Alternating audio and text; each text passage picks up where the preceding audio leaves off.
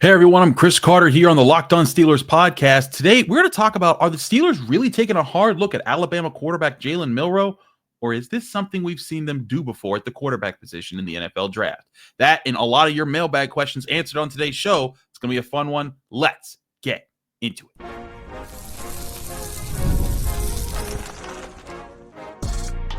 You are Locked On Steelers, your daily Pittsburgh Steelers podcast. Part of the Locked On Podcast Network, your team every day.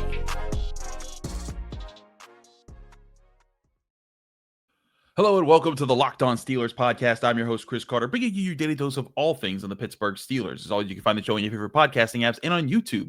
Like this video if you enjoy it. Subscribe to this YouTube channel to get all of your daily Monday through Friday episodes, as well as our bonus content. We thank you for making us your first listen every day because we're your team every day, and today's episode is brought to you by Gametime. Download the Gametime app, create an account, and use code LOCKEDONNFL for $20 off your first purchase. More on them later. All right, Steelers fans, let's get into some talk here. Now, this kind of comes up a little bit after the fact because this report came out later, Tuesday night after we had already recorded with Nick Farabaugh. We talked a little bit about the quarterback situation, but I wanted to revisit this because I thought it could lead to some interesting thoughts about how the Steelers are handling the quarterback situation with this NFL draft class and how they've handled it in previous years.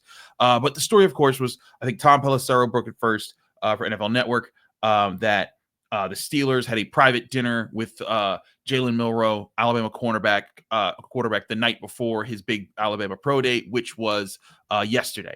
And that was some big talk because now people looking like, the Steelers, they could. What if they did go after a quarterback this year? What if they did try to get guys? And we talked about this on yesterday's episode with Nick Farabaugh, talking about what would that look like? Should they go after Jackson Dart in the first round, or Jalen Milroe in the first round? And the consensus that we have, and at least people that I continue to talk to that cover the Steelers with me, no, this is not a first round draft quarterback year. And so then the question became, okay, well, are they really considering Jalen Milroe? It seems like they're interested, and they attended his pro day and they were taking a close look at him. And we'll talk about the pro day itself in a second here. But it just reminded me of another time that there was a young, raw, athletic quarterback in the draft process that Mike Tomlin was supposedly linked to because they had a private sit down to eat, and that was Malik Willis about 4 years ago. When the Steelers were looking at him in the draft, he was coming out of Liberty, not a big school like Alabama. And, there were people talking about he'll be the first quarterback to go in the draft because he's a cannon arm and he's a good build and all these other things were working for him. But then, of course, the Steelers didn't go with Malik Willis. They drafted Kenny Pickett in the first round that year. And so it made you wonder, was that all a smokescreen? And I don't know if it was a smokescreen. I think it was maybe the Steelers assessing their options and trying to learn more about the guy. And maybe they felt that Kenny Pickett was going to be the guy in the first round. And if they didn't go with Kenny Pickett in the first round or someone took him before then, maybe they would have taken Jalen Milroe Malik Willis in the third round had he not get taken. So that was a bit back then. But I look at this Jalen Milroe situation, and I see some people that are going to blow it up and be like, oh, the Steelers are taking him in the first round. I don't think there's any part of that. I think the Steelers have learned their lesson as far as trying to draft quarterbacks high in a year where they are not. It's not a great quarterback year to do so. Because, again, that's what happened with Kenny Pickett. You look at the other quarterbacks in that draft class that just not only have they not worked out, but they weren't hyped up to begin with. Kenny Pickett was the top pick quarterback that draft class. You had Desmond Ridder, Malik Willis, Matt Corral, Bailey Zappi, Sam Howell. Exactly. Like it was not in fact, Skylar Thompson, the guy that's currently the Steelers, the other Steelers quarterback signed on the roster right now. He was the second to last quarterback drafted in that draft class. Granted, the last quarterback drafted was Brock Purdy. But that wasn't a big draft class, of pre-draft hype nor post-draft results when it came to the quarterback position. And if y'all remember, leading up to that, we did a lot of episodes on this very show talking about how maybe the Steelers are out on quarterbacks in this draft class, and they were going to wait because in 2023, Bryce Young and CJ Stroud were coming around, and maybe you had another people that could roll with them. But I mean, literally, I went back and found like these. If you're watching on YouTube, you're looking at some of the, this is so far back. You get 4 years ago, we had completely different thumbnails that we used for our videos. Like we did with one where I did with Tony, where we talked about it, Pitt being out on QBs. We did another one like a month later with Wes, where we were looking at quarterbacks even closer and how the draft class just kind of stacked up. And then we even did an episode with Josh Taylor where we were talking about like, oh my gosh, like it was just wait on the quarterbacks, because look at this crew and look who could be coming next year. We talked about, hey, like if you could be in that running for Bryce Young and CJ Stroud, and you could beef up the O-line and get a few pieces there, maybe you could trade up and make the move there. Of course, that's not what happened. They went and drafted Kenny Pickett.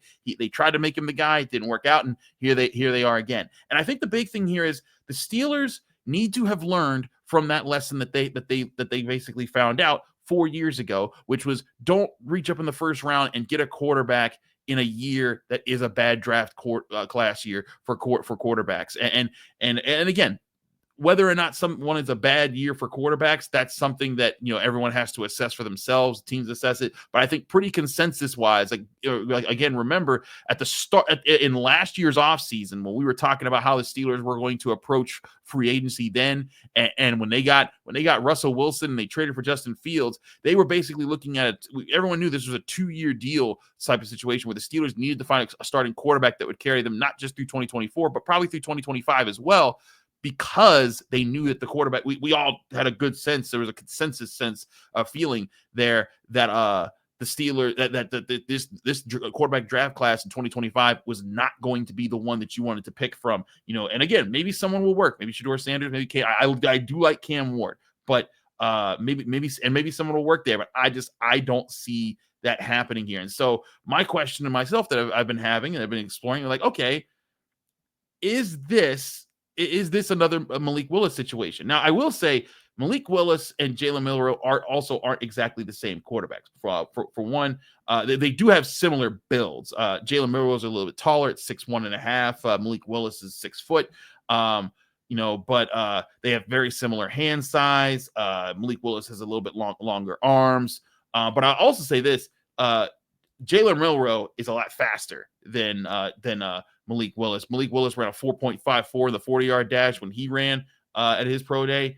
Jalen Milroe this past just yesterday ran a 4.37. So he flashed that speed there. And there's a lot of people saying he could be this year's Justin Fields. I don't know about all that. But I do think that the Steelers might be looking at this as a situation where they might have taken Malik Willis 4 years ago if they didn't take Kenny Pickett in the first round and they got to that third round pick where he would have been available, and they were like, all right, well, we addressed these two other positions. Let's get a quarterback in the third round. Maybe that's the plan with Jalen Milroe this year at the third or maybe even the fourth round. But to me, the priority for the Steelers is to find a franchise quarterback. And if you're taking a guy early that you don't think he's going to be a franchise quarterback, I think that leads to mistakes. I think that leads to, to just pushing your problem. Your problem will just continue to roll back on you. So, when I'm looking at the options available to them, again, I don't think they should make a hard push to get one of these guys. But I do think, as I said yesterday, they should be looking, if they want to use that third round pick on a guy they don't think will be around the fourth round, or if they want to wait till the fourth round and get a guy like a Will Howard, who I've talked about a lot about on this show.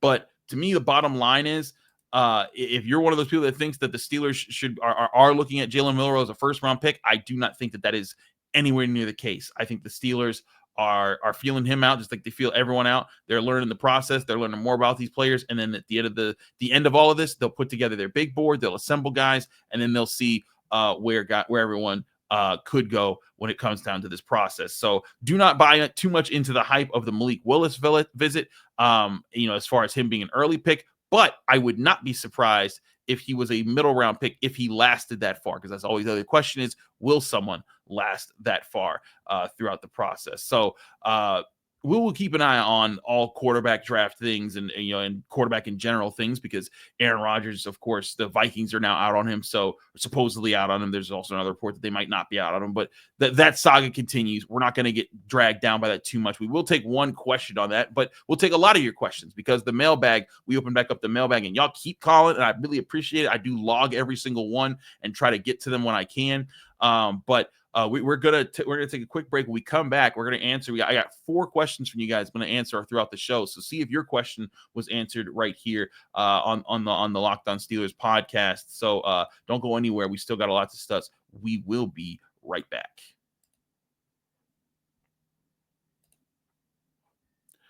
But first, I want to remind you this show is also brought to you by Upwork. Scaling your business requires the right expertise at the right time. With Upwork, you can find specialized freelancers in marketing, development, design, and more, experts ready to help you take your business to the next level.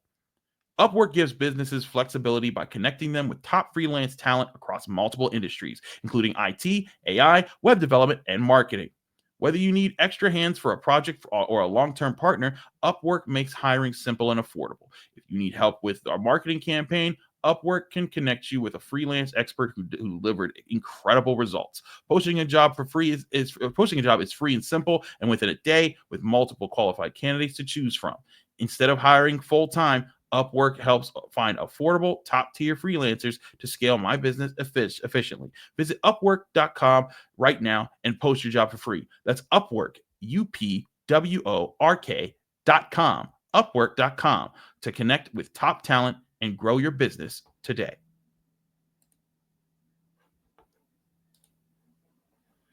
This episode is also brought to you by Gametime. Gametime is also, of course, the place that you got to get tickets to your next big live event. Imagine watching your favorite team live, feeling the energy of the crowd, witnessing unforgettable moments. There's nothing like experiencing a big game in person. That's why you got to get tickets through Gametime, the best place to find tickets, even up to the last minute. With Gametime offers several features in their app too, where you could get Gametime picks. The app does all the work for you. It curates the best deals, so you don't have to waste time searching through endless ticket listings all throughout there. The curated deals make it super simple to find great tickets at a great price. The seat view feature is a game changer. Even if you hit buy, you can see exactly what your seat looks like before you do when you're looking at things, so you can see what your seat looks like and what's the view from your seat. It's so reassuring to make sure that you get the best option every time. And the best part, you're always covered with Gametime's lowest price guarantee, because if you find a better deal somewhere else, they'll refund you 110% of the difference of the prices of those other tickets. Plus, your tickets are guaranteed to be delivered on time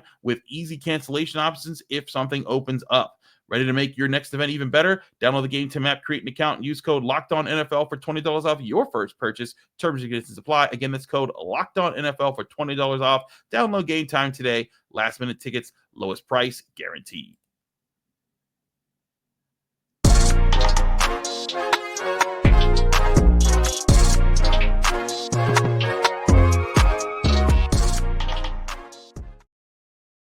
We're back here in the Locked On Steelers podcast. I'm your host, Chris Carter. We talked a little about Jalen Milroe in the NFL draft and quarterbacks and what things could be there. But let's talk a little bit more about quarterback, because there's always something happening when it comes to the Aaron Rodgers situation. And we won't spend too long on it, but we do have some. We do take your calls on the show. We haven't opened up the mailbag for a little bit because we've been pretty busy here with all the developments. But again, as always, if you ever want to get a question answered on the show, just call 412-223-6644. Leave your name, where you're from. Keep your question under a minute. We'll try to get your questions on the show to get your full answers. But this first question comes from Nick out in Austin, Texas, and it's about Aaron Rodgers and the Steelers quarterback plan. Nick, take it away. Hey, Chris. Nick from Austin, Texas. Love the show, man. Keep up the good work, and congratulations again on your promotion. That being said, the Steelers aren't signing a whole lot of free agents right now, and I've seen online some conspiracy theories saying that the reason they're not doing it is to continue to gain additional comp picks for 2026. Obviously, 2026 is in Pittsburgh. There's quarterbacks in that draft class. Do you think potentially if they sign an Aaron Rodgers, they're doing it to save up for a quarterback and move up the draft in 26? Thanks, Chris. Thank you, Nick. And you've been paying attention to the assignment. I do think that's part of the answer there. Now, again, you can call in to get your question like Nick did, 412-223-6644. Yes, I absolutely do believe that's the case there, because when I look at this at the potential for the Steelers going and getting a quarterback in next year's draft class, I think there's a lot of prospects. Now, the tricky thing about predicting quarterback classes 2 years ahead of time is you don't always know who's going to be available, right? Like, for example, some people thought Carson Beck would be coming out this year. Not that I never thought Carson Beck was really a good option in the first place. But looking at how this year could or next year could play out, there's a number of guys who I think possess a lot of potential that everyone's excited to see how they play this year if they live up to the hype. I've talked about, everyone wants to talk about Arch Manning, obviously the heir to the Manning throne. He's the next guy that could be a game changer. He's built really well. We'll see how he plays for Texas this year, but a lot of people are assuming he'll light it up and then just jump into the NFL. Another player that I personally like, Nico Iamaleava. Get better at that name, but he's a Tennessee quarterback. He was huge this year, 6'6", ran really well, flashed some Jalen Hurts potential, but also put some amazing touch on some deep balls and with really good throwing strength. There's Lenore Sellers out of South Carolina. I like his build. He's a lot of good traits that could be there. Garrett Nussmeier out of LSU, Drew Aller out of Penn State, even other guys like Cade Klubnik out of Clemson that I think people could take a look at and say, like, hey, how do you feel about this draft class versus, the 2025 draft class that we're looking at right now. And I think that the prospects available in that draft class measure out. Now, it's always important to remember, too, that, like, quarterback is a wild thing to swing at, because you could swing in a year that you perceive to be a great quarterback draft class, and it turns out to just not be, right? Like, for example, we talked about the Kenny Pickett class not being that high. Now, there was the class before Kenny Pickett's quarterback draft class that was perceived to be one of the best ones that was coming around for a while, because there were some big names going into it. You had Trevor. I mean, the first 3 picks of the draft were all quarterbacks, and then you had Justin Fields at 11. But it was Trevor Lawrence at 1, Zach Wilson at 2, Trey Lance at 3, Justin Fields at 11, Mac Jones at 15, and so you had 5 quarterbacks go within the first 15 picks of the draft. Now, thing is that every quarterback except Trevor Lawrence that we mentioned there has been moved on from by their teams. Trey Lance is on his second team right now. Looking around, Zach Wilson, I actually don't even remember where he is right now, but he's not leading the Jets anymore. Justin Fields, we know where he is right now. He's on his third team. Mac Jones has already been replaced by Drake May, and frankly, Trevor Lawrence hasn't exactly lit it up either. So that was a year where it's perceived to be a strong quarterback class, and it turned out not to be. And that's part of the gamble that you're taking every year when you're looking at quarterback. But it's worth the swing, because also, here's the crazy part: the year before that was a great quarterback draft class year, both for hype and for how the players have played in the NFL. Because in 2020, you had Joe Burrow 1st overall, Tua Tagovailoa 5th overall, Justin Herbert 6th overall, Jordan Love 26th in the first round, Jalen Hurts 21st in the second round. So you had at least those 5 dudes. Those are all starter capable quarterbacks. Some of those guys all pros. Some of those guys potential future all pros. Like there's a lot there. But again, sometimes you don't know. But I think that when there's a consensus that a year is like bad, it's best to bet against that, which is why I've been saying the Steelers, if they're going to draft a quarterback this year, let it be late day 2, early day 3, somewhere in that range, and have a guy that you can develop. And if it turns out you guessed right when everyone guessed wrong, then great, awesome. You zigged when they zagged, but I don't think you should bank on that as far as trying to build that up there and trying to make that happen this year. So, but at the same time, you got to take your shots. And sometimes, front offices, they have a guy. And I've talked about this before on the show. It's very possible that Omar Khan and his staff have identified like 1 or 2 guys that could be eligible for next year's draft and been like, if this guy comes through, that's the guy that's going to be the next franchise quarterback of the Pittsburgh Steelers. And so I think that's what's happening here. You're seeing them exhibit patience because they know that the whoever they end up with this year is not the future that they want to lead the team.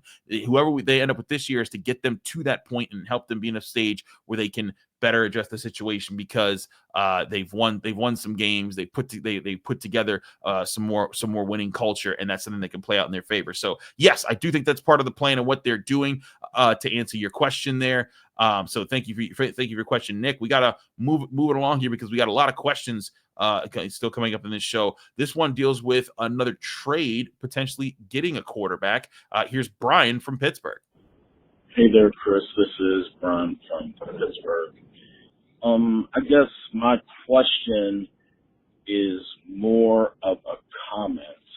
I'm a bit concerned at this idea of bringing in Aaron Rodgers, a guy who's, essentially imploded a team and just had, I guess my whole thing is, if you're going to go with an Aaron Rodgers over a Russell Wilson for whatever reasons, then why not trade for Joe Milton or try to get, even though Trey Lance hasn't been great, grab him to at least be somewhat serviceable to get to next year. I mean, not even to tank, but just someone serviceable. To get a 40-year-old plus guy who is more him-focused, could that holdout of him be because the Steelers are going to tell him, you got to come to minicamp, you got to come to OTAs? Could that be the problem? I don't know. Let me know. Thank you. Thank you, Brian. And listen, I share your sentiment here. By the way, call it like Brian did to get on the show, 412-223-6644. Leave your name, where you're from. Give you a question under a minute. But Brian, I'm right with you. This is why I've been saying all along, I don't think Aaron Rodgers should be the move by the Pittsburgh Steelers, particularly because you look at how he handled things with the Jets. You look at how he came in when he came and went as he pleased, didn't show up for OTAs, didn't show up for mandatory minicamp, and it was just drama. And then when things were starting to hit the fan, he was pointing fingers. And he's on national television talking about Pat McAfee show throughout the week, even while they're just winning 5 games in a 17-game season. There's a whole lot to unpack there, and I think that's where that's where a lot of that has happened. But I think right now, if you're looking at the Steelers right now, I do think it behooves you to bring in another option there. I will say this: Joe Milton is an exciting prospect because of his build and all the raw tools that he has. He's 25. He just turned 25 years old like a couple weeks ago. He's 6'5". He ran a really good. He ran really well at the combine, I believe. And he has a cannon of an arm. He can launch that sucker. I've seen him play in person before because he played against Pitt once or twice in college. And so I've seen Joe Milton, and there are impressive tools there.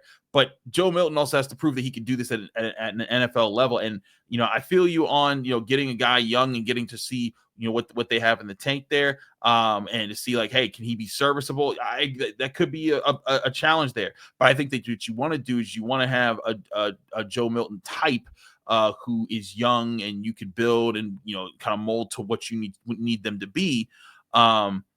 But ultimately, you still need to have a guy that's ready to go right away, which is why I think the Steelers are kind of looking at Aaron Rodgers right now and looking at options there. But I think it's a good question to talk about that. Now, I will say Trey Lance, I think I'm less enticed about because he's about to enter his 5th year in the league.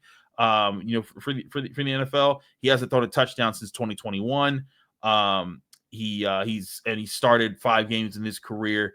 I don't think that's I don't think that he's going to be an answer when it comes to the quarterback situation, unless it's a dire emergency. So, but I could see Joe Milton, if they traded for him being the primary backup this year, behind whoever's the starting quarterback, and then he could be a welcome change of pace. But again, you have to see what the Patriots are willing to trade him for, and if you're the Steelers, hey, do you need to go get Joe Milton when you think that you can get Jalen Milroe and get a fast athletic quarterback that can work your system that way and learn under guys. So I think there's a lot of opportunities here in general. Also Joe Milton's a 2nd-year player this year. So, there's a lot to learn in general. I think the Steelers can put themselves in a strong position, but by keeping to their plan, sticking with the plan overall, keep making savvy moves, and then getting ready to make the big splash next year in the quarterback draft class. We got to take a quick break. When we come back, I want to take more of your questions, including potential trade options and the future of TJ Watt with the team. All that here next on the Locked On Steelers podcast. The NCAA tournament is here, and so is the Bracket Breakdown. Locked On Podcast Network and Amazon Fire TV channels are teaming up to deliver NCAA tournament coverage like never before.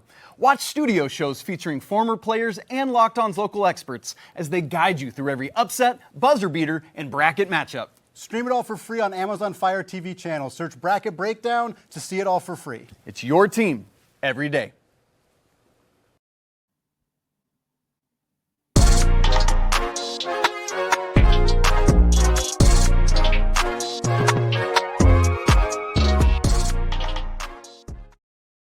We're back here on the Locked On Steelers podcast. I'm your host, Chris Carter. We head back to the mailbag to take more of your questions.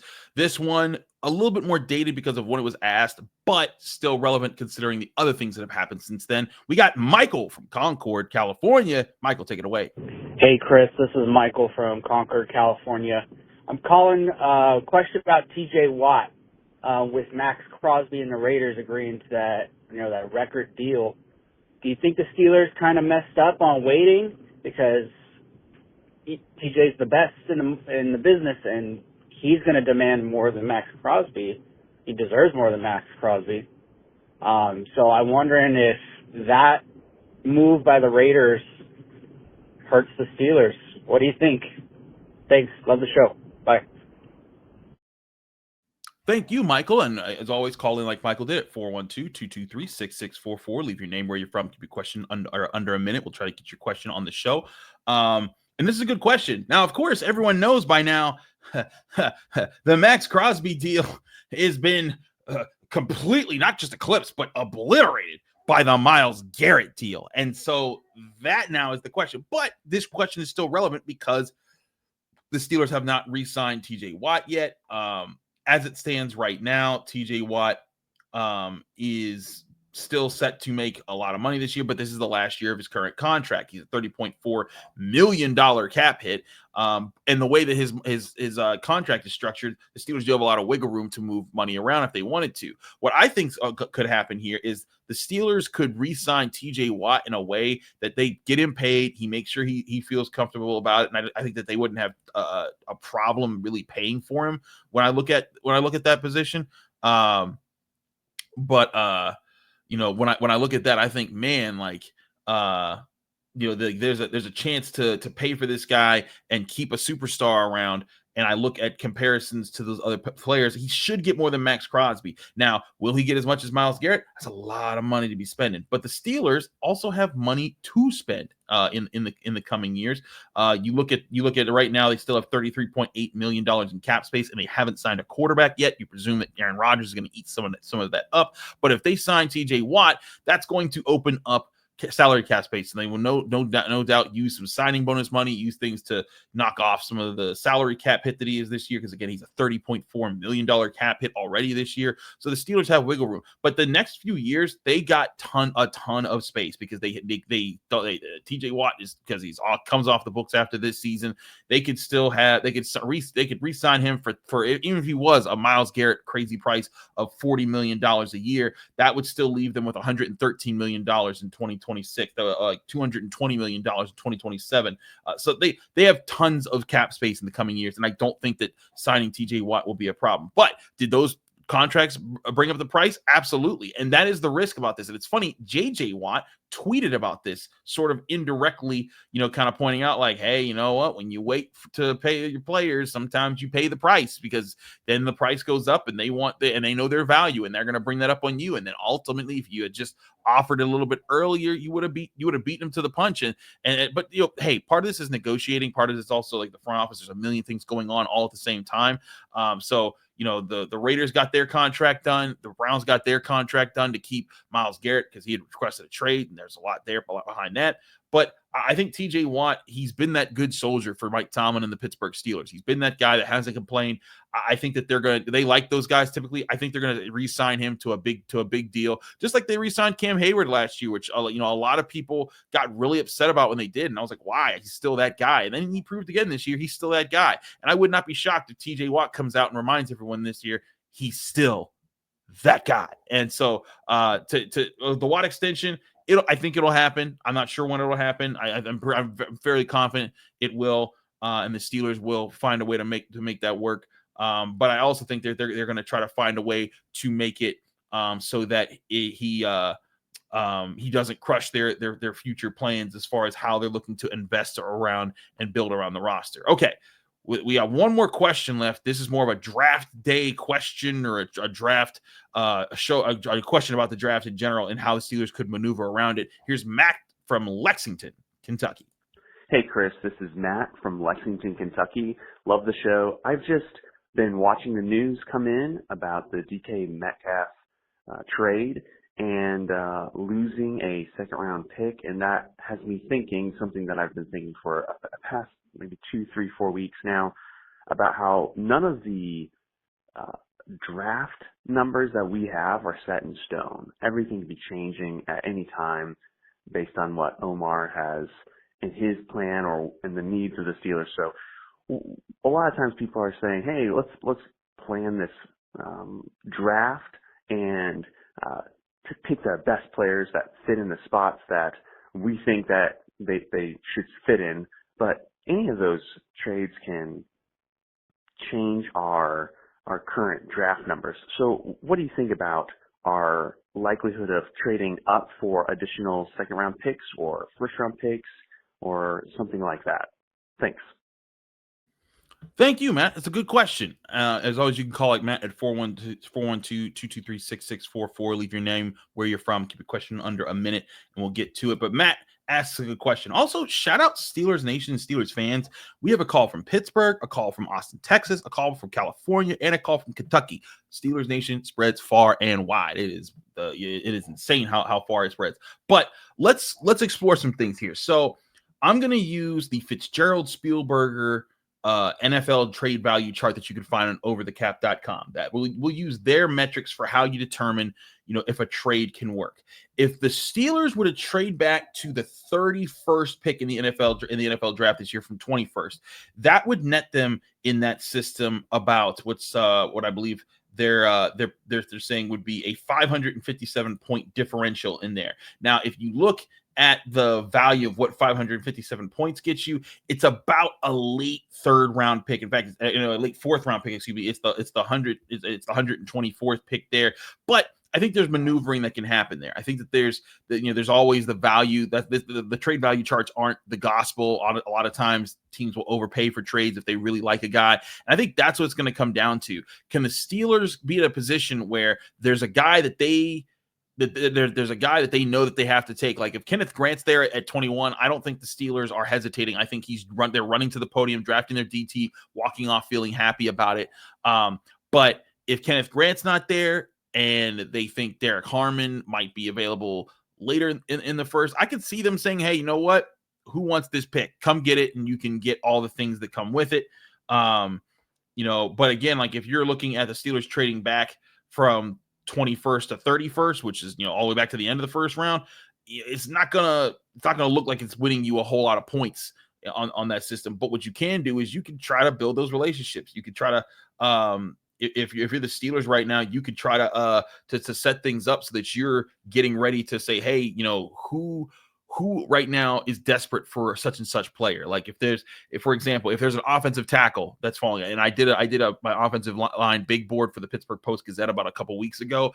You can look that up to see who my top 10 linemen are this year. And there's a lot of offensive tackles in this draft class that I think will be going in the first round. But there could be someone that's like, you know what, we need that tackle and we know the Steelers don't need it. So we're going to try to trade with them and make this work. So there's a lot of different things that could happen here. And you're absolutely right, Matt. The draft picks are not set in stone. The Steelers could trade away players. They could trade George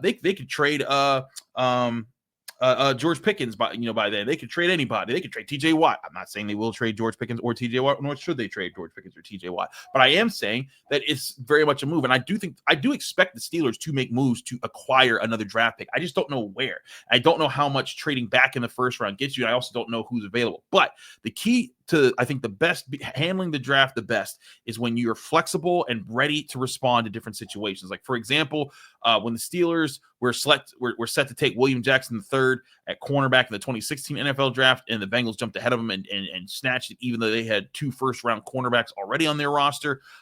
It set the Steelers back, and they went with Artie Burns, and that turned out to be a bust of a pick. Now, William Jackson III didn't turn out to be amazing either for the Bengals, but point being, I think that was a moment where they got caught in that situation. Now you have to answer for yourselves, okay, can you be ready for all the contingency plans? Can you be ready for that? And I think that's, again, why they're talking to a Jalen Milroe, seeing like, hey, if this guy does come available in the third round, what do you do with that?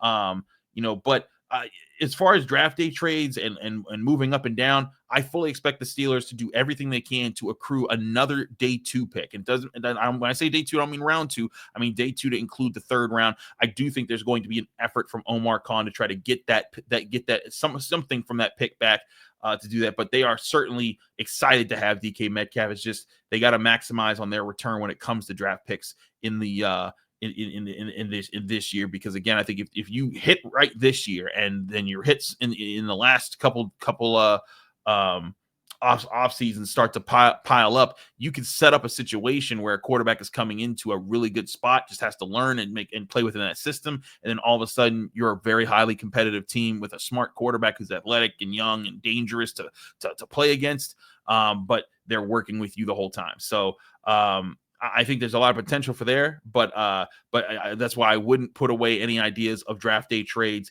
even literally during the draft in those situations. But thank you everyone that's called in, Matt, Michael, Brian, and Nick, all 4 of you. Appreciate you guys calling in with your questions on the show. If you want to get your questions on the show, it's 412-223-6644. Leave your name, where you're from, give me a question under a minute. We'll try to get you on the show. Thanks again for tuning into the Locked On Steelers podcast. I'm your host, Chris Carter. Follow me on Twitter, Instagram, TikTok, Blue Sky, all the social media, same handle everywhere, at Carter Critiques. Read my work at the Pittsburgh Post-Gazette, post-gazette.com. Find me here every Monday through Friday on your favorite podcasting apps and on YouTube. We'll see you again here on the Locked On Steelers podcast.